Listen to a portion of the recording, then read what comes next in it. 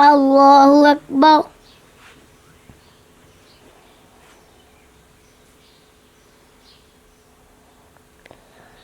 الحمد لله رب العالمين الرحمن الرحيم مالك يوم الدين إياك نعبد وإياك نستعين اهدنا الصراط المستقيم صراط الذين أنعمت عليهم غير المغضوب عليهم ولا الضالين. سيقول السفهاء من الناس ما ولاهم عن قبلتهم التي كانوا عليها قل لله المشرق والمغرب يهدي من يشاء إلى صراط مستقيم. وكذلك جعلناكم أمة وسطا لتكونوا شهداء على الناس ويكون الرسول عليكم شهيدا وما جعلنا القبلة التي كنت عليها إلا لنعلم من يتبع الرسول ممن ينقلب على عقبيه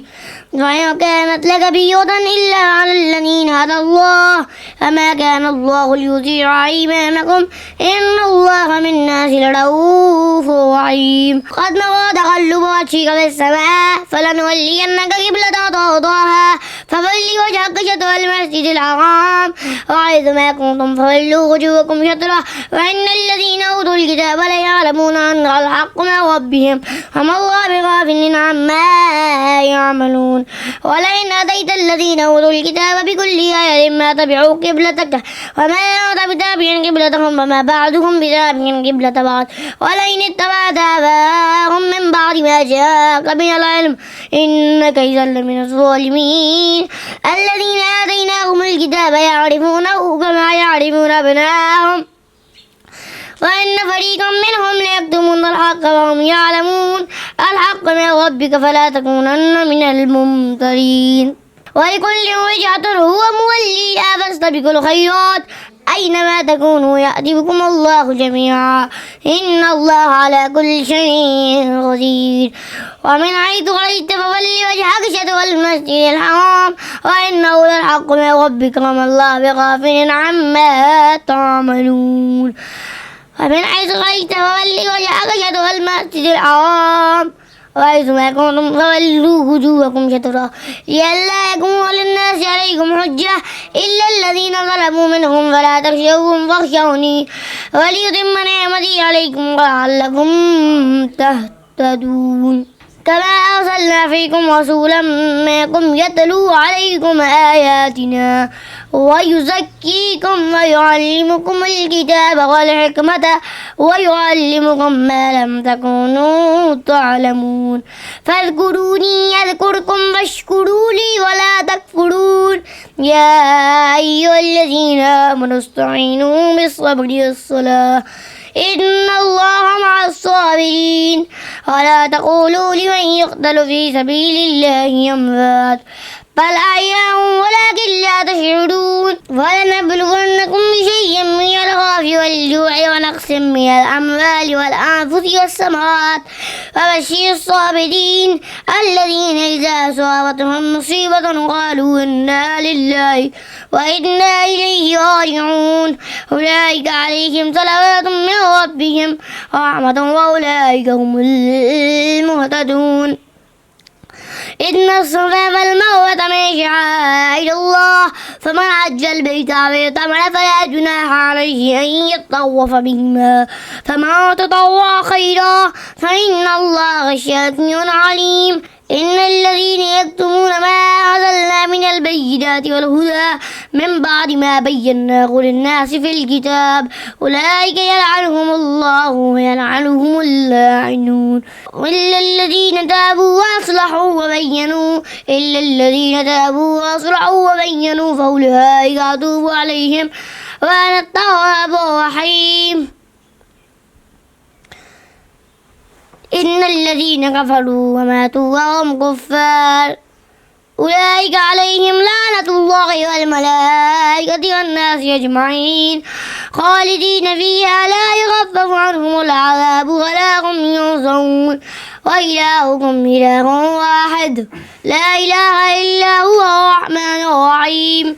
إن في خلق السماوات والأرض واختلاف الليل والنهار والفلك التي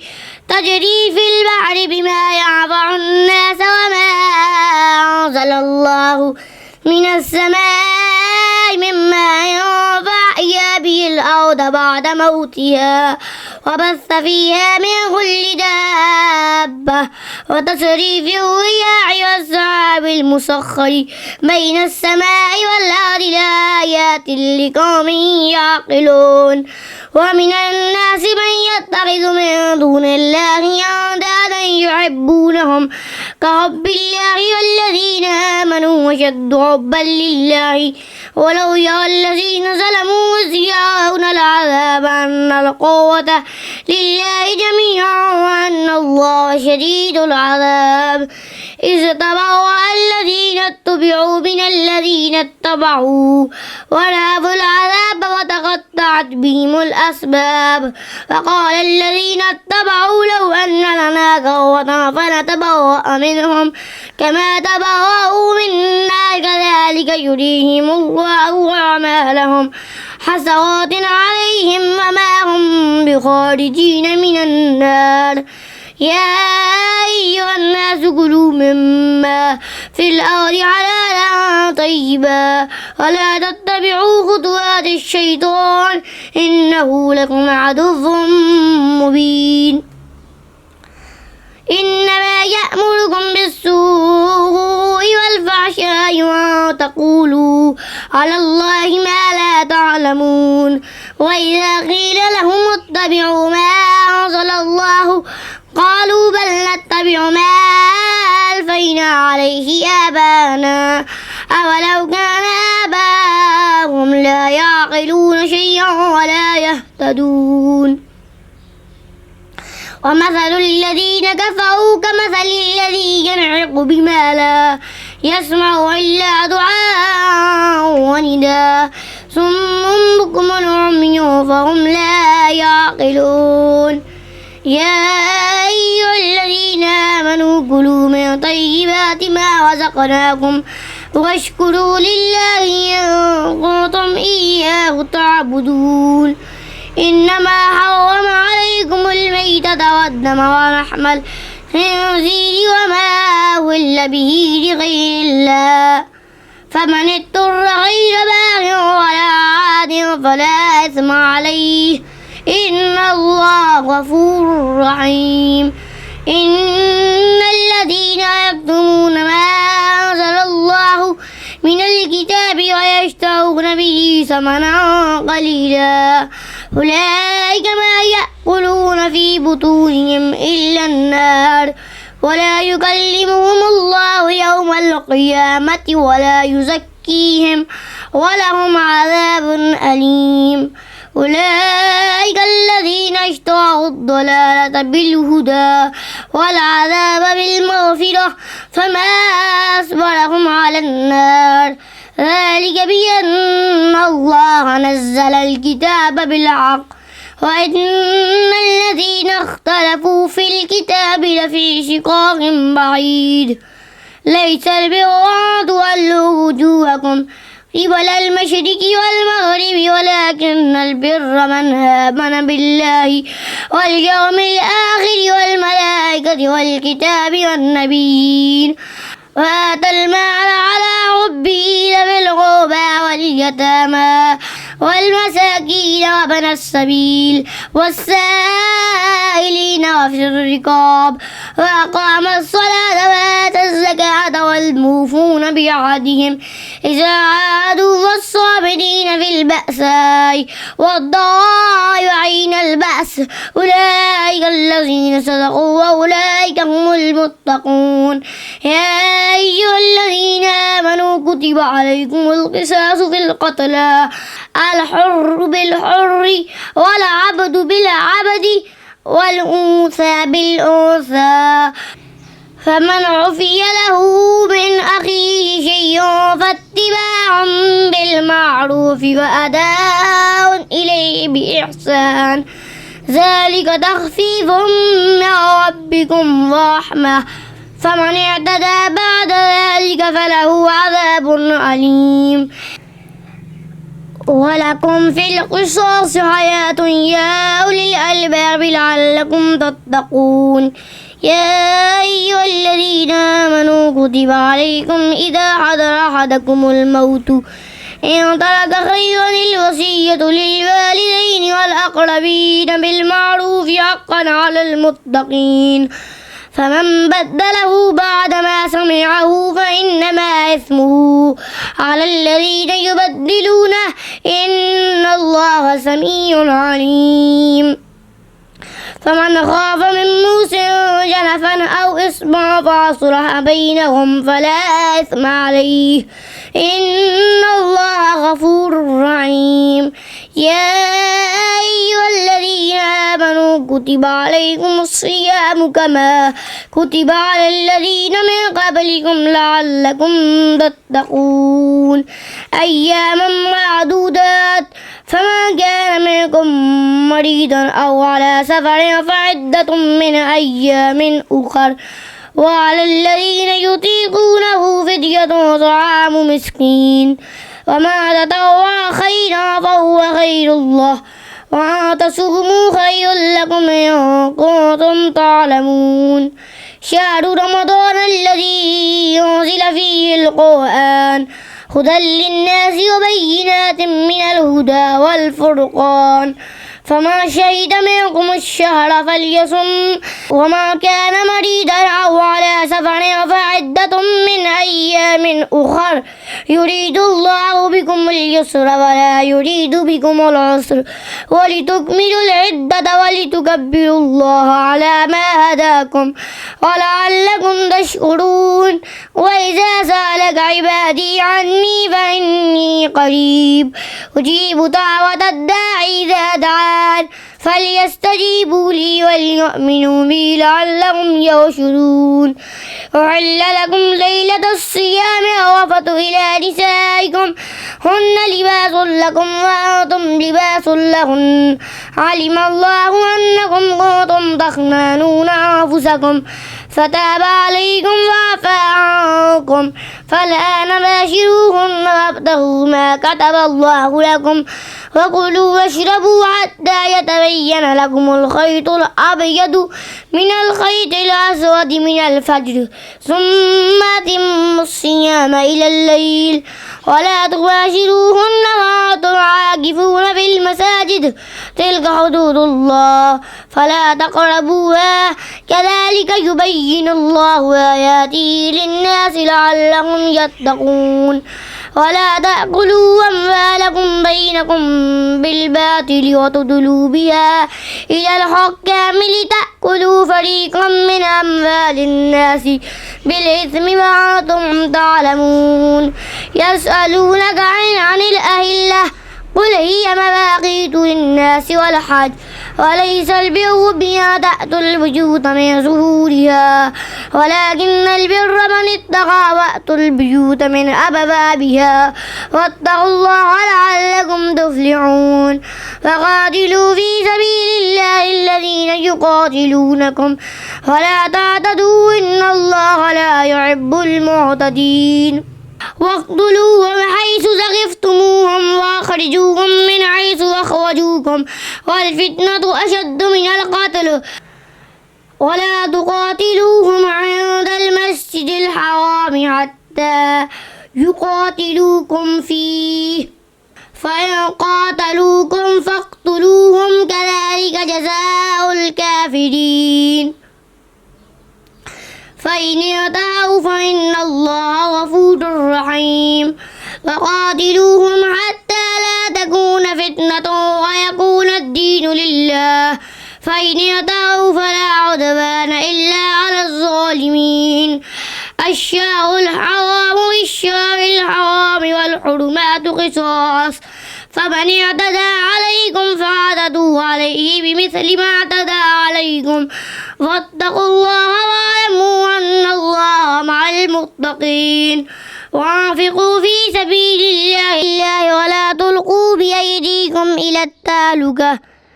وأحسنوا إن الله يحب المحسنين. وأتموا الحج والعمرة لله فإن أحسنتم خفتم فما استيسر من الهدي ولا تحلقوا رؤوسكم حتى يبلغ الهدي محله فما كان منكم مريضا أو به أذى من رأسه ففدية من صيام أو صدقة أو نسك فإذا أمنتم فما تمتع بالعمرة إلى الحج فما استيسر من الهدي فمن لم يجد فصيام 3 أيام في الحج و7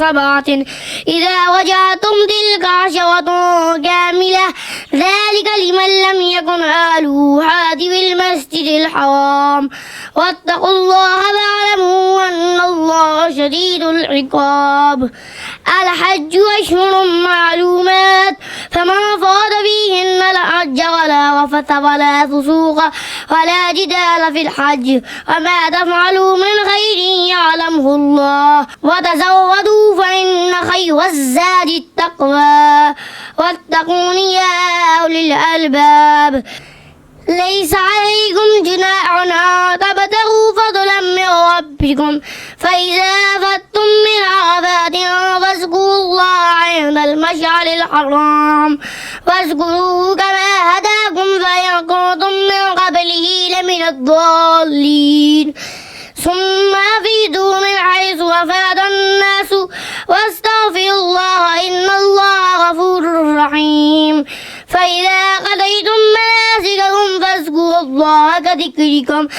آباءكم أو أشد ذكرا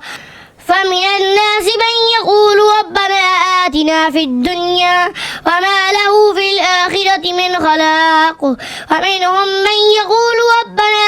آتنا في الدنيا حسنة وفي الآخرة حسنة وقنا عذاب النار أولئك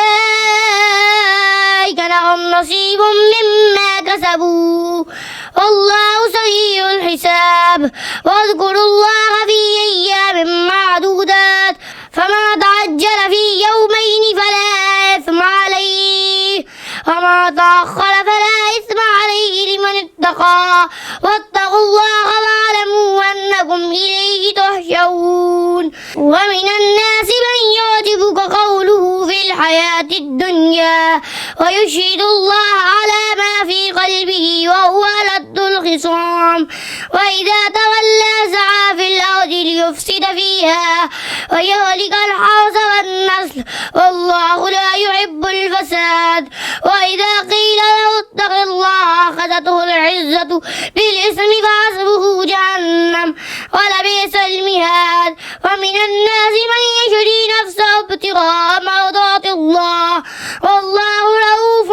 بالعباد. يا أيها الذين آمنوا ادخلوا في السلم كافة ولا تتبعوا خطوات الشيطان إنه لكم عدو مبين. فإن زللتم من بعد ما جاءتكم البينات فاعلموا أن الله عزيز حكيم. هل ينظرون إلا أن يأتيهم الله في ظلل من الغمام والملائكة وقضي الأمر وإلى الله ترجع الأمور. الله أكبر. سمع الله لمن حمده. الله أكبر. الله أكبر. الله أكبر. الله أكبر. الحمد لله رب العالمين الرحمن الرحيم مالك يوم الدين إياك نعبد وإياك نستعين اهدنا الصراط المستقيم صراط الذين أنعمت عليهم غير المغضوب عليهم ولا الضالين.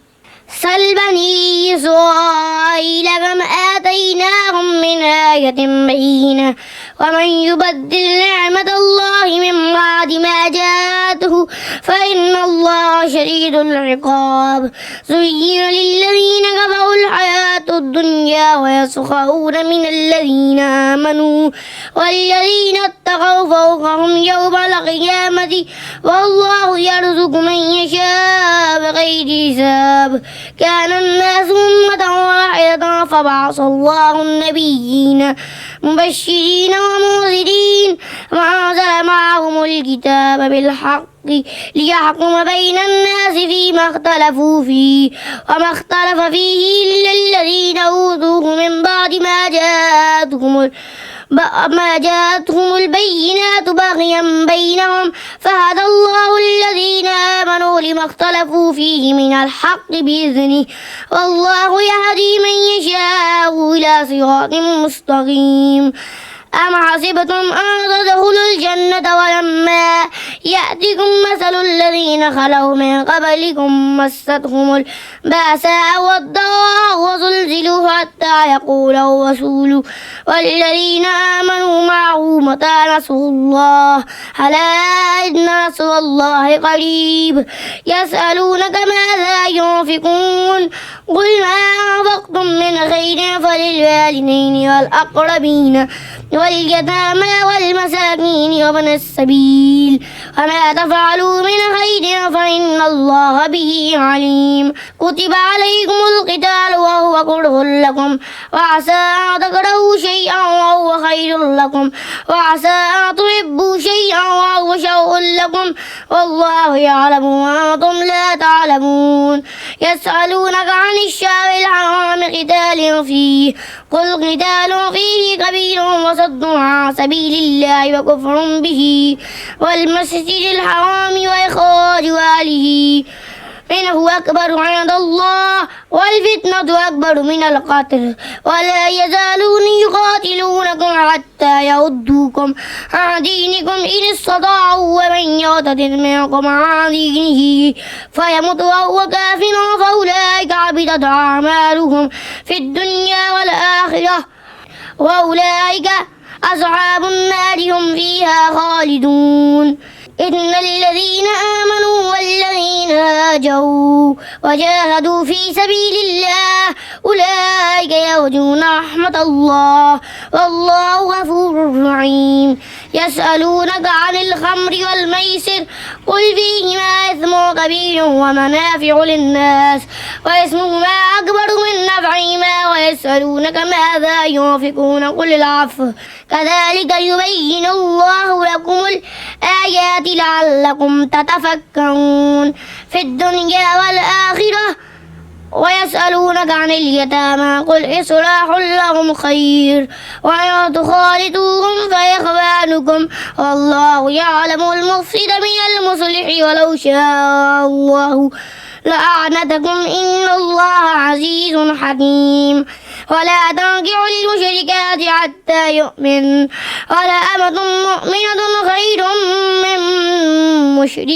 من مشركة ولو أعجبتكم ولا تنكحوا المشركين حتى يؤمنوا ولعبد مؤمن خير من مشرك ولو أعجبكم أولئك يدعون إلى النار والله يدعو إلى الجنة والمغفرة بإذنه ويبين آياته للناس لعلهم يتذكرون ويسألونك عن المعيد قل هو أنا فاعتزلوا النساء في المعيد ولا تقربوهن حتى يطهرن فإذا لا تطهرن فأتوهن من حيث أمركم الله إن الله يحب التوابين ويحب المتطهرين نساؤكم حرث لكم أن شئتم فأتوا حرثكم أن شئتم وقدموا لأنفسكم فاتقوا الله واعلموا أنكم ملاقوه وبشر المؤمنين ولا تجعلوا الله عقدة لأيمانكم أن تبروا وتتقوا وتصلحوا بين الناس والله سميع عليم لا يؤاخذكم الله باللغو في أيمانكم ولكن يؤاخذكم بما كسبت قلوبكم والله غفور حليم. للذين يؤلون من نسائهم تربص أربعة أشهر فإن فاءوا فإن الله غفور رحيم. وإن عزموا الطلاق فإن الله سميع عليم. والمطلقات يتربصن بأنفسهن ثلاثة قروء ولا يحل لهن أن يكتمن ما خلق الله في أرحامهن إن كن يؤمن بالله واليوم الآخر وبعولتهن أحق بردهن في ذلك إن أرادوا إصلاحا ولهن مثل الذي عليهن بالمعروف وللرجال عليهن درجة والله عزيز حكيم. الطلاق مرتان فإمساك بمعروف أو تسريح بإحسان ولا يحل لكم أن تأخذوا مما آتيتموهن شيئا إلا أن يخافا ألا يقيما حدود الله فإن خفتم ألا يقيما حدود الله فلا جناح عليهما فيما افتدت به تلك حدود الله فلا تعتدوها ومن يتعد حدود الله فأولئك هم الظالمون. فإن طلقها فلا تحل له من بعد حتى تنكح زوجا غيره فإن طلقها فلا جناح عليهما أن يتراجعا إن ظنا أن يقيما حدود الله وتلك حدود الله يبينها لقوم يعلمون. وإذا طلقتم النساء فبلغن أجلهن فأمسكوهن بمعروف أو سرحوهن بمعروف ولا تمسكوهن ضرالا لتعتدوا ومن يفعل ذلك فقد ظلم نفسه. ولا تتخذوا آيات الله هزوا واذكروا نعمة الله عليكم وما أنزل عليكم من الكتاب والحكمة يعظكم به واتقوا الله واعلموا أن الله بكل شيء عليم. وإذا طلقتم النساء فبلغن أجلهن فلا تعضلوهن أن ينكحن أزواجهن إذا تراضوا بينهم بالمعروف ذلك يوعظ به ما كان يؤمن منكم بالله واليوم الآخر ذلكم أزكى لكم وأطهر الله يعلم وأنتم لا تعلمون. والوالدات يرضعن أولادهن حولين كاملين لمن أراد أن يتم الرضاعة وعلى المولود له رزقهن وكسوتهن بالمعروف لا تكلف نفسا إلا وسعها لا تضار والدة بولدها ولا مولود له بولده وعلى الوارث مثل ذلك فإن أراد فصالا عن تراض منهما وتشاور فلا جناح عليهما وإن أردتم أن تسترضعوا أولادكم فلا جناح عليكم إذا سلمتم ما آتيتم بالمعروف واتقوا الله واعلموا أن الله بما تعملون بصير. والذين يتوفون منكم ويذرون أزواجا يتربصن بأنفسهن 4 أشهر وعشرا فإذا بلغن أجلهن فلا جناح عليكم فيما فعلن في أنفسهن بالمعروف والله بما تعملون خبير. ولا جناح عليكم فيما عوضتم به من خطبة النساء أو أكننتم في أنفسكم علم الله أنكم ستذكرونهن ولكن لا تواعدوهن سرا إلا أن تقولوا قولا معروفا ولا تعزموا عقدة النكاح حتى يبلغ الكتاب أجله واعلموا أن الله يعلم ما في أنفسكم فاحذروه واعلموا أن الله غفور حليم.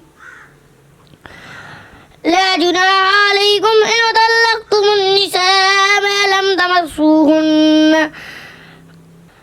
أو تفرضوا لهن فريضة ومتعوهن على الموسع قدره وعلى المقتر قدره متاعا بالمعروف حقا على المحسنين. وإن طلقتموهن من قبل أن تعصوهن وقد فعلتم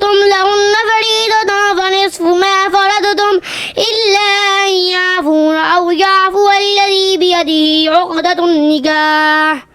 وأن تعفوا أقرب للتقوى ولا تنسوا الفضل بينكم إن الله بما تعملون بصير حافظوا على الصلوات والصلاة الوسطى وقوموا لله قانتين فإن خفتم فرجالا أو ركبانا فإذا أمنتم فاذكروا الله كما علمكم ما لم تكونوا تعلمون والذين يتوفون منكم فيذرون أزواجا وصية لأزواجهم متاعا إلى الحول غير إخراج فإن خرجن فلا جناح عليكم فيما فعلن في أنفسهن من معروف والله عزيز حكيم وللمطلقات متاع بالمعروف حقا على المتقين كذلك يبين الله لكم آياته لعلكم تعقلون ألم تر إلى الذين خرجوا من ديارهم وهم ألوف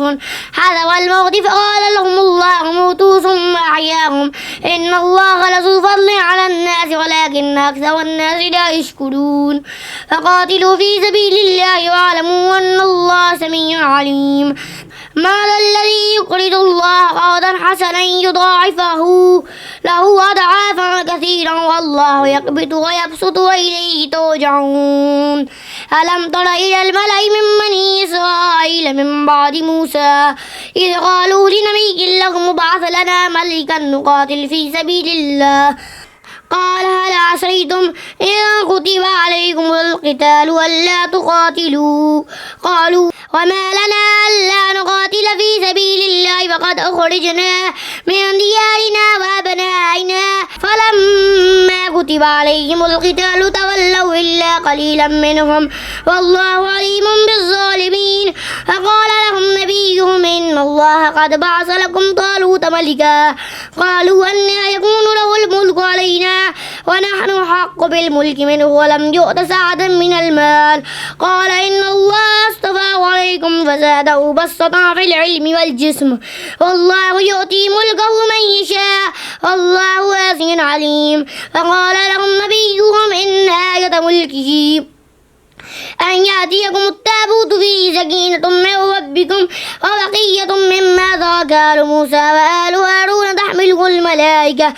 إن في ذلك لآية لكم إن كنتم مؤمنين فلما فصل طالوت بالجنود قال إن الله مبتليكم بنهر فما شرب منه فليس مني ومن لم يطعمه فإنه مني إلا من اغترف غرفة بيده فشربوا منه إلا قليلا منهم فلما جاوزه هو والذين آمنوا معه